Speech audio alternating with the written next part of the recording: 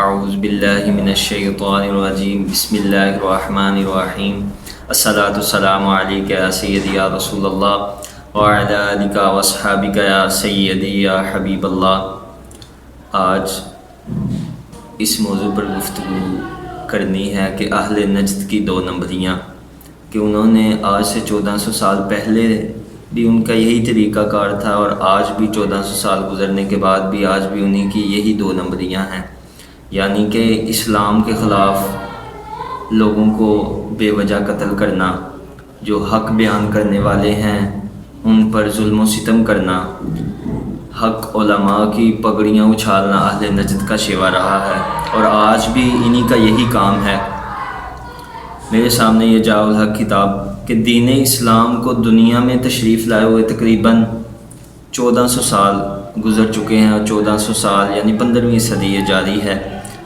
اس دین نے ہزارہا مشقتیں برداشت کی، اس دین کو پھیلانے میں بڑے بڑے دشمنان اسلام آئے، بڑے بڑے طاقتور اپنے آپ کو بڑا کچھ کہنے والے کفار آئے،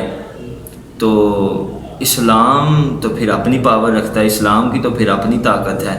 اس نے پھر یہ نہیں دیکھا کہ یہ کون ہے یہ کون نہیں، اس نے تو پھر ایک سیکنڈ سے پہلے ان کا خاتمہ کر دیا۔ جو بھی آیا اسلام کے مشکلات آئی تو سب کو اسلام نے دور کر دیا۔ تو حضور علیہ الصلوۃ والسلام کے اس لہراتے ہوئے چمن پر بہت سی تیز آندھیاں آئیں، اپنا اپنا زور دکھا کر چلی گئی، مگر الحمدللہ یہ چمن اسی طرح سرسبز و شاداب رہا۔ اس آفتاب تاریخ بادل غبار آئے مگر یہ آفتاب اسی طرح چمکتا دھمکتا رہا، اور کیوں نہ ہوتا کہ اللہ رب العزت نے خود اس دین کے بارے میں اپنے پاک کلام کے اندر ارشاد فرمایا کہ انا نحن نزلنا الذکر وانا لہ لحافظون، ہم نے ہی قرآن اتارا اور ہم ہی اس کے محافظ ہیں۔ کبھی اس پر یزیدی بادل آئے اور کبھی حجاجی غبار، کبھی معمونی طاقت نے اس کے سامنے آنے کی جرت کی اور کبھی تاتارتی قوت اس سے ٹکرائی، کبھی خارجی شورش نے اس سے مقابلہ کیا اور کبھی رفس کی طاقت نے اس کو زیر کرنے کی کوشش کی، مگر وہ سب کی سب اس پہاڑ سے ٹکرا کر پاش ہو گئی، مگر اسلام کا نام آج بھی زندہ ہے، اور اسلام کا نام پہلے بھی زندہ تھا، اسلام کا نام آج بھی زندہ ہے، اور اسلام کا نام قیامت تک زندہ رہے گا، اور یہ پہاڑ اسی طرح اپنی جگہ مضبوطی سے قائم رہا، اور اللہ تعالیٰ اس کو قائم و دائم رکھے۔ مگر ان تمام فتنوں میں زبردست فتنہ، تمام مصیبتوں میں خطرناک مصیبت وہابیوں نجدیوں کا فتنہ تھا، یعنی کہ جو میں نے پہلے ذکر کیا کہ اہل نجد کی دو نمبریاں، یہ وہابیوں کو ہی اہل نجد کہا جاتا تھا، کہ جس کی خبر مخبر یعنی کہ صادق نبی اکرم صلی اللہ علیہ وسلم نے پہلے دے دی تھی، اور طرح طرح سے اس فتنہ سے مسلمانوں کو آگاہ کر دیا تھا۔ چنانچہ مشکات جلد 2 باب ذکر الیمن و شام میں بخاری کے حوالے سے روایت ہے، حضرت عبداللہ ابن عمر رضی اللہ تعالیٰ عنہ فرماتے ہیں ایک دن دریائے رحمت مصطفیٰ صلی اللہ علیہ وسلم جوش میں ہے، بارگاہ الہی میں ہاتھ اٹھا کر دعا فرما رہے ہیں کہ ایک دن دعا فرمائی کہ اللہم بارک لنا فی شامنا، اے اللہ ہمارے لیے شام میں برکت دے، اللہم بارک لنا فی یمننا، اے اللہ ہم کو ہمارے یمن میں برکت دے۔ حاضرین میں سے بعد نے عرض کیا یا رسول اللہ، آپ نے یعنی یمن اور شام کے متعلق دعائے خیر فرمائی مگر نجد کے بارے میں کوئی خبر نہ دی، اس کے لیے کوئی دعائے خیر نہ فرمائی مگر نجد کا نام نہ لیا۔ تو انہوں نے پھر توجہ دلائی وفی نجدنا، حضور یہ بھی دعا فرمائی نجد کے بارے میں کہ نجد میں بھی برکت ہو۔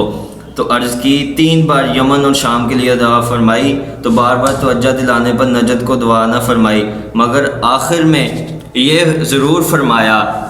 کہ میں اس ازلی مرحوم خطہ کو دعا کس طرح فرماؤں، وہاں تو زلزلے اور فتنے ہوں گے، یعنی کہ دشمنان اسلام پیدا ہوں گے کہ قرآن و حدیث کی آڑ میں یہ کہیں گے کہ یہ بات غلط ہے، جو ہم کہہ رہے ہیں یہ ٹھیک ہے بات۔ قرآن و حدیث کی آج بھی اگر آپ وہابیوں کو دیکھ لیں، اور نئی جی علم غیب بھی کوئی شاید نہیں، معاذ اللہ، حضور کو معاذ اللہ نبی بھی نہیں مانیں گے، حضور کو معاذ اللہ طرح طرح کے القابات کے، حضور کا علم تو معاذ اللہ